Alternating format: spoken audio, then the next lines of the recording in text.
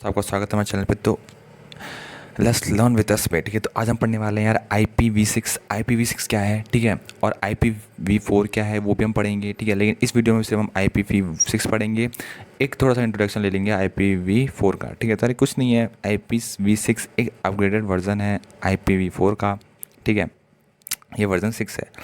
तो IP address जो आपका अगर सिंपल भाषा में समझाऊँ तो आपका जो भी आपका जो सिस्टम है, ठीक है, फॉर एग्जांपल के लिए आपके पास लैपटॉप है लेनोवो का, तो लेनोवो लैपटॉप अपने उसमें एक एंटिटी है। अब जब वो नेट में जाता है, इंटरनेट में जब वो जाता है, तो उसको क्या करते हैं, उसको आईपी एड्रेस देते हैं, उसको एक डिजिटल आइडेंटिटी प्रोवाइड करते हैं। वही आपका IPv6 है। मतलब उसको एक डिजिटल आईडी प्रोवाइड कर देना, उसको एक डिजिटल नेम, या कह सकते हैं कि एक डिजिटल हाँ नेम भी दे देना, एक नंबर दे देना, उसी को हम IPv6 कहते हैं। पर डिफरेंस कैसे है ये IPv4 से? यार ये कॉम्प्लेक्स है। ये इवन जो लार्ज डाटाबेस को हैंडल कर सकता है, लार्ज कॉम्प्लेक्सिटी को हैंडल कर सकता है। अगर बहुत ज़्यादा फॉर एग्जांपल के लिए आपने अपने ही सिस्टम से, ठीक है, आपका जो लैपटॉप है उसके साथ आपने बहुत सारे सिस्टम कनेक्ट कर दिए, ठीक है, तो वहाँ पर क्या होगा, IPv4 उतना सही से परफॉर्म नहीं कर पाता है। ठीक है, और कभी कभी रैंडम आईपी एड्रेस भी जनरेट हो जाते, मतलब सॉरी सेम आईपी एड्रेस भी जनरेट कर देता है।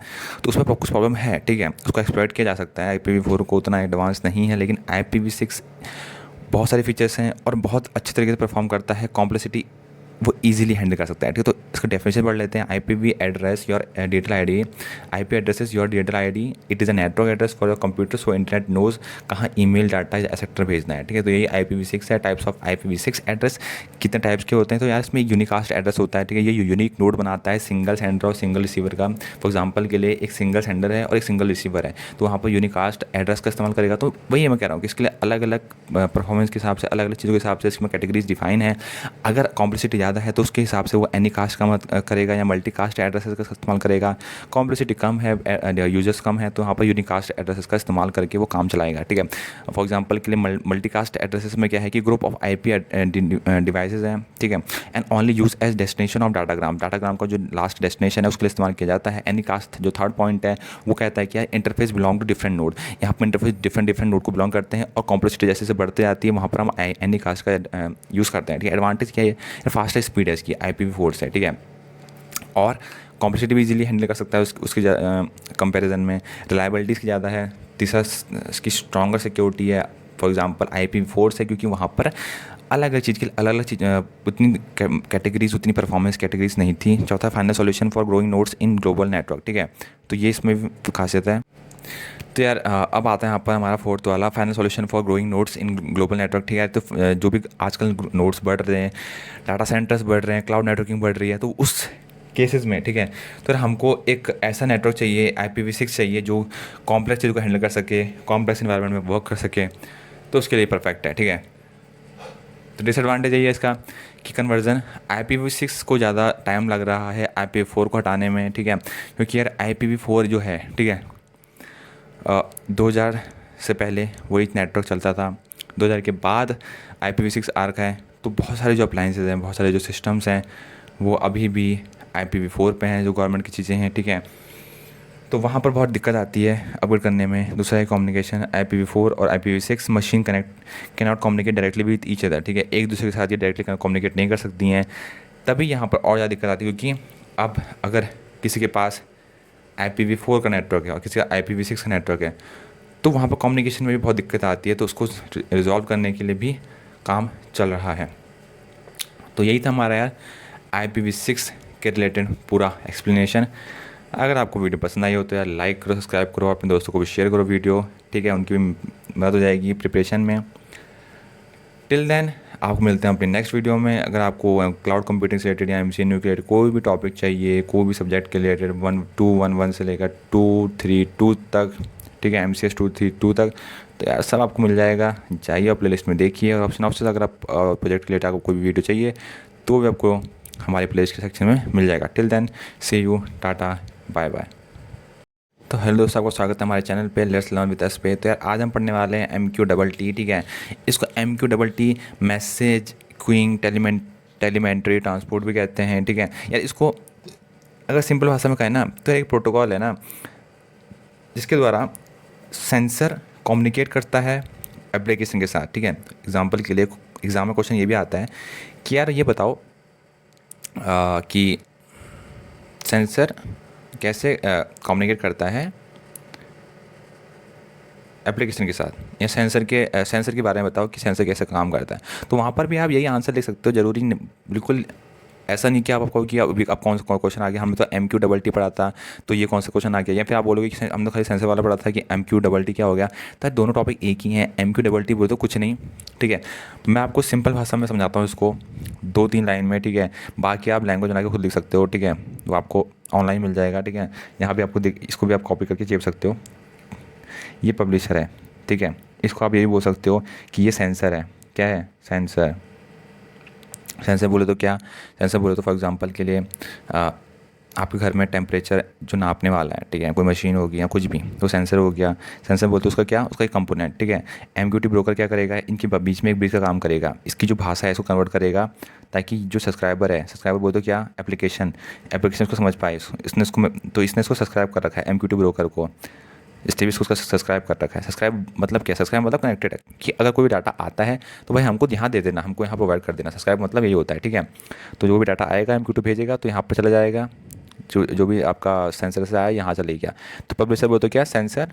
सब्सक्राइब बोले तो एप्लीकेशन। समझ गए ना इनके बीच में डिफरेंस? तो डेफिनेशन क्या लिखी है? ये एक low bandwidth machine to machine protocol है फॉर IoT डिवाइसेस, जो इंटरनेट ऑफ थिंग्स जो डिवाइस है उनके लिए, विद ईच अदर विद ये कनेक्टेड है, ठीक है, with each other with minimum code requirement and network footprint, ठीक है। बहुत कम नेटवर्क फुटप्रिंट के साथ, मतलब ऐसा नहीं कि बहुत ज़्यादा नेटवर्क चाहिए, ठीक है, कम्युनिकेशन करने के लिए या कोड चाहिए, सिंपल नेटवर्क से कनेक्टेड है ईजिली। तो ये MQ टी है, मैसेजिंग क्यूइंग टेलीमेट्री ट्रांसपोर्ट, ठीक है। फुल फॉर्म याद रखना, ये प्रोटोकॉल है, ठीक है, समझ में आ रहा है। अब हम पढ़ते हैं यार इसके कंपोनेंट क्या हैं, ठीक है। तो वही पब्लिश है, मतलब जो आपने सब्सक्राइब करके मॉडल के साथ, और कंपोनेंट क्या है इसके? फॉर एग्जाम्पल जो पब्लिशर है, ठीक है, तो उसको हम जैसे मैंने बताया आपको, सेंसर है। सब्सक्राइबर यहाँ पर क्या एप्लीकेशन है जो सेंसर डाटा से इंटरप्ट हो रहा है। ब्रोकर क्या है? ये पब्लिशर और सब्सक्राइबर के बीच में जो कनेक्शन बनाता है वही आपका ब्रोकर है, और डाटा को टॉपिक में चेंज करता है। कोई भी डाटा अगर मिला है इसको तो टॉपिक में चेंज कर देगा। मेथड क्या है यार? कनेक्ट मेथड है इसके साथ, इस एक, ठीक है, जो क्लाइंट सर्वर से कनेक्ट होना चाहता है। डिस्कनेक्ट मेथड है जो अपोजिट है कनेक्ट का। पब्लिश है जो डाटा को देता है, लेता है। सब्सक्राइब एप्लीकेशन जो पर्टिकुलर टॉपिक से इंटरेस्ट है उस टॉपिक को सब्सक्राइब करेगा, ठीक है। तो यह इसका एक डायग्राम, एक और डायग्राम है यहाँ पर, और सिंप्लीफाइड मैनर में हमें समझा रखा है, ठीक है। जैसे कि ये देखिए टेम्परेचर सेंसर, ठीक है, हॉल का, कमरे का टेम्परेचर देखेगा, 25 डिग्री सेल्सियस आया, ब्रोकर ने भाई यहाँ पर भेज दिया। सब्सक्राइबर ने पहले सब्सक्राइब करके रखा था तो यहाँ पर इसको डिटेल हमने यहाँ भेज दी, इसको भेज दी। तो इस तरीके से काम करेगा और कुछ नहीं है इसके अंदर, ठीक है। अब इसके एडवांटेज क्या है? तो पहले तो लाइट वेट है, इफिशिएंट है और सिक्योर है, ठीक है। बिल्कुल कोई ज़रूरत नहीं है कि आपको बहुत ज़्यादा हैवी कुछ नहीं है इसमें, बहुत लाइट वेट है, ठीक है, और बहुत बेस्ट है, ठीक है, क्योंकि एकदम से मैसेज भेज रहा है और एक प्रोटोकॉल की तरह तहत ये काम कर रहा है और इजीली इफिशिएंटली काम कर पा रहा है अपना।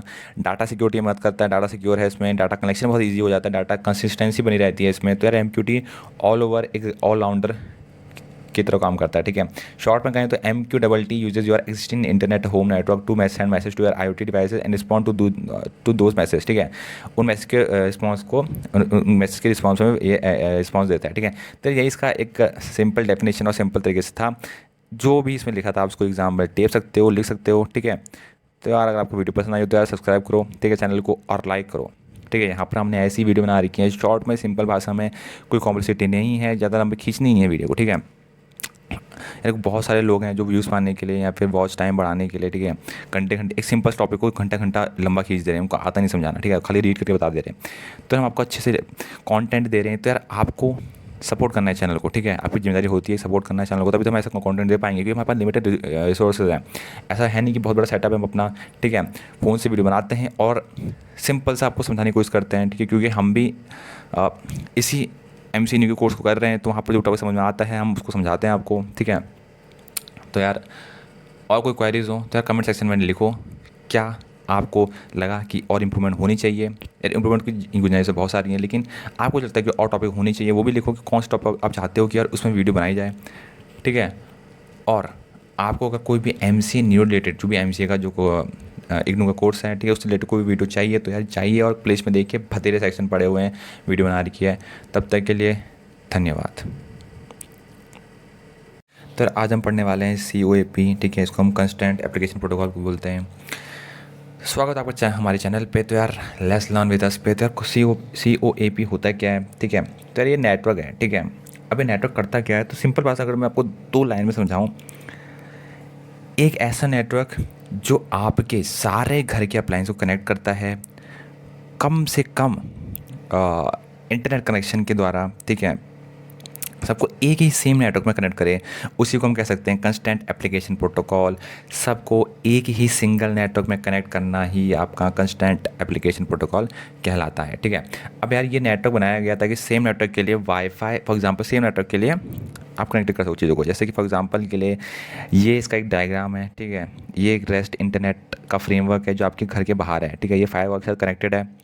फायरवॉल समझते हो ना, जो भी सेफ्टी के लिए चीज़ें होती हैं। फिर आता है रेस्ट, आपको जो COP प्रॉक्सी है, ये आपका मान लें सर्वर हो गया, ये आपको कैमरा हो गया यहाँ पर, उसके बाद फिर ये क्लाइंट हो गया। तो सब एक कनेक्टेड है, ये सब कनेक्टेड हैं एक किसके साथ, COP नेटवर्क के साथ। और COP मतलब कंस्टेंट एप्लीकेशन प्रोटोकॉल, सही है। तो कोई मैसेज भेजे, ये इंटरप्ट कर लेगा। कौन कर लेगा, जो रेस्ट COP प्रॉक्सी है वो इसको इंटरसेप्ट कर लेगा। जो IoT प्रोटोकॉल है, ठीक है। IoT प्रोटोकॉल बोले तो इंटरनेट ऑफ जो थिंग्स प्रोटोकॉल है, design to allow single and small devices to join the IoT through low bandwidth restricted network, ठीक है। लो बैंडविड्थ एक रिस्ट्रिक्टेड नेटवर्क है, मतलब ये ओपन नेटवर्क नहीं है, ये क्लाउड कंप्यूटिंग तरह ओपन नहीं है कि सब इसको एक्सेस कर रहे, नहीं। ये कनेक्ट जरूर है इंटरनेट के साथ, लेकिन एक फायरवॉल है इसके बीच में। इंटरनेट के साथ ये कनेक्टेड है, लेकिन ये फायरवॉल इसके बीच में है। और ये सब कनेक्टेड हैं एक लो बैंडविड्थ नेटवर्क के साथ जो कम्युनिकेट करेगा इन सबके साथ, और यहाँ पर प्रोसेसिंग करेंगे एक दूसरे के साथ, ठीक है। तो ये COP का मेन ऑब्जेक्टिव है। और ये डिज़ाइन किया गया है for machine to machine and IoT application. Machine to machine जो एप्लीकेशन होती हैं उनको उनसे प्रोसेस करने के लिए, IoT एप्लीकेशन से प्रोसेस करने के लिए, फॉर एग्जांपल के लिए स्मार्ट एनर्जी हो गया, बिल्डिंग ऑटोमेशन हो गया, उन सब से कम्युनिकेट करने के लिए हमने बनाया है आपका क्या, COAP कंस्टेंट एप्लीकेशन प्रोटोकॉल, ठीक है। ये एक एप्लीकेशन लेयर है, प्रोटोकॉल है जो फॉलो करता है रिक्वेस्ट रिस्पांस पैटर्न मॉडल, ठीक है। आपने रिक्वेस्ट भेजा, आपको रिस्पांस मिलेगा, इस टाइप का जो प्रोटोकॉल मॉडल है वो फॉलो करेगा। ये रन करता है ओवर UDP प्रोटोकॉल, ठीक है। और यूजफुल रेस्टफुल आर्किटेक्चर को फॉलो करता है। और ये लेस रिसोर्सेस, ठीक है, यूजर ये कम रिसोर्स कंज्यूम करता है HTTP के मुकाबले, क्योंकि HTTP तो क्या है, एक ग्लोबल नेटवर्क है, लेकिन ये आपका प्राइवेट नेटवर्क है, आपका होम नेटवर्क है, ठीक है। तो उससे कम रिसोर्स कम कंज्यूम करेगा, सिंपल सी बात है, क्योंकि उतना उसमें हैवी बर्डन भी नहीं है, ठीक है। क्लाइंट इस्तेमाल करता है गेट पुट और डिलीट मेथड का, ताकि ड्यूरिंग रिक्वेस्ट, जब उसको रिक्वेस्ट करनी होती है, उसको कुछ डाटा चाहिए होता है, वहाँ पर इन सब चीज़ का इस्तेमाल किया जाता है। फॉर एग्जाम्पल के लिए इसका एक और डायग्राम है, ये आप देख सकते हो। एप्लीकेशन सबसे ऊपर है, उसके नीचे रिक्वेस्ट जो अपने रिस्पॉन्स भेजी, फिर नीचे मैसेज आ गया, फिर UDP आ गया। तो ऐसे करके ऐसे करके ऐसे करके प्रोसेस चलती रहती है, ठीक है। ये 2 लेयर में डिवाइड होता है, पहला अपर लेयर, फिर दूसरा होता है लोअर लेयर, ठीक है। तो अपर लेयर कौन सी है, अपर लेयर यार जो रिक्वेस्ट और रिस्पॉन्स वाली है। रिक्वेस्ट रिस्पॉन्स कौन सी है, देखो ये एक रिक्वेस्ट रिस्पॉन्स वाली अपर लेयर हो गई, यहाँ से ऊपर को अपर लेयर हो गई। और मैसेज से नीचे वाली लोअर लेयर हो गई। जो ऊपर वाली लेयर है रिक्वेस्ट रिस्पांस ऊपर वाली, ये कंसर्न करती है कम्युनिकेशन के साथ model deal with request response method, ठीक। जो भी रिक्वेस्ट और रिस्पांस आना है ये ऊपर से ये डील करेगी ऊपर वाली।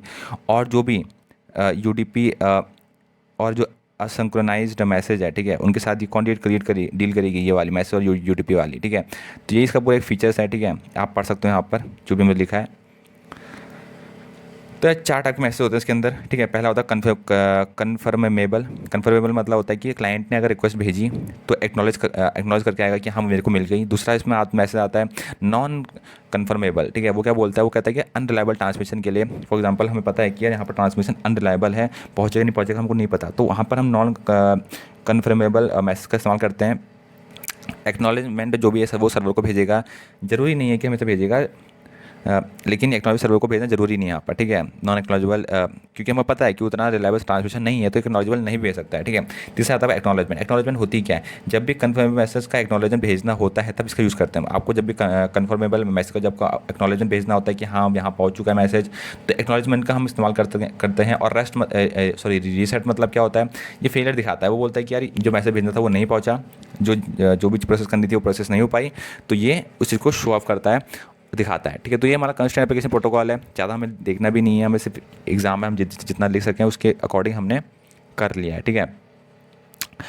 एक और बात जो पॉइंट टू भी नोटेड है वो ये कि कन्फर्मेबल और नॉन कन्फर्मेबल वो एक यूनिक आईडी के साथ यूनिक आईडी इस्तेमाल करते हैं, ठीक है। ये ऐसा नहीं, बिल्कुल नहीं कि वो एक सब सेम आईडी का इस्तेमाल करते हैं, नहीं, दोनों यूनिक आईडी का इस्तेमाल करते हैं ताकि चीज़ों को पहचान सकें।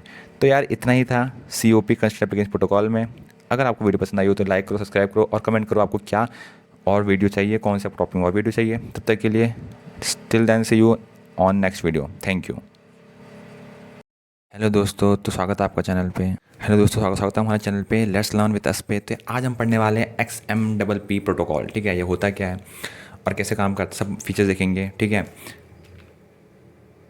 यार जितना शॉर्ट में हो सके मैं उतना शॉर्ट में समझाने की कोशिश करूँगा, ठीक है, और जितना ईजी मैनर में हो सके, ठीक है। तो यार अगर सिंपल भाषा में समझें XMPP प्रोटोकॉल क्या है, तो एक्सटेंसिबल मैसेजिंग प्रेजेंस प्रोटोकॉल। मतलब क्या, मतलब जो हम मैसेज भेजते हैं, ठीक है, रियल टाइम पे आपने देखा होगा व्हाट्सएप में जो मैसेज भेजते हैं, खट से चले जाता है, खट से ब्लू टिक हो जाता है, ठीक है, और इतना टाइम नहीं लेता है, तो XMPP प्रोटोकॉल वहाँ पर इसकी मदद करता है चीज़ों को प्रोसेस करने में, मैसेज भेजने में, XML एलिमेंट को हेल्प करने में, यहाँ से वहाँ ट्रांसफ़र करने में ये मदद करता है। तो ये मैसेजिंग प्रोटोकॉल है, ठीक है, जो बहुत तेज़ी से अपने मैसेज को रियल टाइम में प्रोवाइड करता है। तो उसकी एक डेफिनेशन देख लेते हैं। General definition: use to stream XML element over a network in order to exchange message and presence information in close to real time, ठीक है। क्लोज टू रियल टाइम में इंफॉर्मेशन को यहाँ से वहाँ भेजना, यही XMPP प्रोटोकॉल का मेन ऑब्जेक्टिव है, ठीक है। तो ये जो प्रोटोकॉल है mostly use by instant messaging app, जो इंस्टेंट मैसेजिंग ऐप है उसका इस्तेमाल करते हैं। फॉर एग्जांपल के लिए व्हाट्सएप एक्सेट्रा। XMPP का फुल फॉर्म अगर देखें तो X मतलब होता है एक्सटेंसिबल, जिसको एक्सटेंड कर सकते हैं जैसे हमारी नीड है उसके हिसाब से, ठीक है, उसको बढ़ा सकते हैं। मैसेज मतलब message send in real time, जो भी रियल टाइम मैसेज भेजा जा रहा है। P मतलब जो डिटरमाइन करता है whether you are online, offline और बिजी, अगर आप ऑनलाइन हो या ऑफलाइन हो या बिजी हो। और उसके जो P है वो प्रोटोकॉल बताता है, वो बताता है कि सेट्स ऑफ स्टैंडर्ड दैट जो अलाउ करते हैं सिस्टम को कम्युनिकेट करने के लिए एक दूसरे के साथ, ठीक है। तो ये फुल फॉर्म है XMPP। इसको आप एक्सप्लेन कर सकते हो अपनी लैंग्वेज में बढ़ा चढ़ा के, जिस हिसाब से आप करना चाहते हो आंसर के मुताबिक, ठीक है।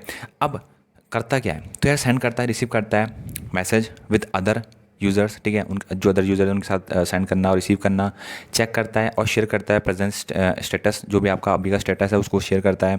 आपने देखा होगा व्हाट्सएप में दिखाता है ऑनलाइन या ऑफलाइन है। तीसरा, मैनेज करता है कांस्टेंट लिस्ट, ठीक है, जो भी आपके कॉन्टैक्ट की लिस्ट है या फिर जो कांस्टेंट लिस्ट है उसको मैनेज करता है, ठीक है। और चौथा, ब्लॉक करता है कम्युनिकेशन फॉर स्पेसिफिक यूज़र। अगर उसको लगता है कि स्पेसिफिक यूज़र को ब्लॉक करना चाहिए, कम्युनिकेशन से उसको हटाना है, उसको इस मैसेजिंग ऐप से फॉर कोई रिस्पेक्टिव यूज़र के लिए, आप जैसे आप ब्लॉक करते हो मैसेजिंग ऐप में, व्हाट्सएप में, तो वहाँ पर भी ये आपकी बहुत मदद करता है, ठीक है। अब ये इसका कुछ डायग्राम है यार, ठीक है। ये देखो यहाँ पर XMPP सर्वर है, लेफ़्ट साइड भी और राइट साइड भी। ये देखिए एक सर्वर ये है, एक सर्वर ये है, और ये क्लाइंट कनेक्टेड है उसके साथ। ये XMPP क्लाइंट, ठीक है। इसके पास भी XMPP है, इसके पास भी XMPP है, और ये सर्वर है। तो सब एक कनेक्शन बना रहे हैं ऐसे ऐसे ऐसे करके, ठीक है। और ये मेन जो डिसीजन है XMPP सर्वर ले रहा है, ठीक है। तो इस तरीके से इसका पूरा है। और ये डिसेंट्रलाइज फीचर्स है। डिसेंट्रलाइज बोले तो इसकी कोई एक स्पेसिफिक लोकेशन नहीं है, ठीक है, समझ में आ रहा है। कोई ये ऐसा नहीं कह सकते हैं कोई स्पेसिफिक लोकेशन पर है वहीं से एक्सेस हो रहा है, नहीं, जहाँ जिस मोबाइल में है उस मोबाइल से ये कनेक्शन इस्टेब्लिश कर सकता है और वहाँ से यूज़र को इंटरफेस दे के कम्युनिकेशन कर सकता है, ठीक है। तो ये हमारा XMPP प्रोटोकॉल था, एक्सटेंसिबल मैसेजिंग प्रेजेंस प्रोटोकॉल, ठीक है। तो अगर एग्जाम में आता है तो आप इसको लिख सकते हो, और जो आपको डेफिनेशन बताइए उसको फैला के अपने तरीके से लिखा जा सकता है, ठीक है। तो यार आज की वीडियो में इतना ही। अगर आपको और वीडियो चाहिए क्लाउड कंप्यूटिंग से रिलेटेड या MCA न्यूज़ से रिलेटेड, जो भी इग्नू का मटेरियल है सब आपको मिल जाएगा हमारे प्लेलिस्ट सेक्शन पे जाइए और वहाँ चेक करिए। और अगर आपको सिनॉप्सिस से रिलेटेड या फिर प्रोजेक्ट से रिलेटेड कैसे बनाना है, क्या करना है, उसके रिलेटेड वीडियो चाहिए तो वो भी आपको मिल जाएगी प्लेलिस्ट में, जाइए और चेक करिए। तब तक के लिए धन्यवाद, tata and bye bye, see you till then.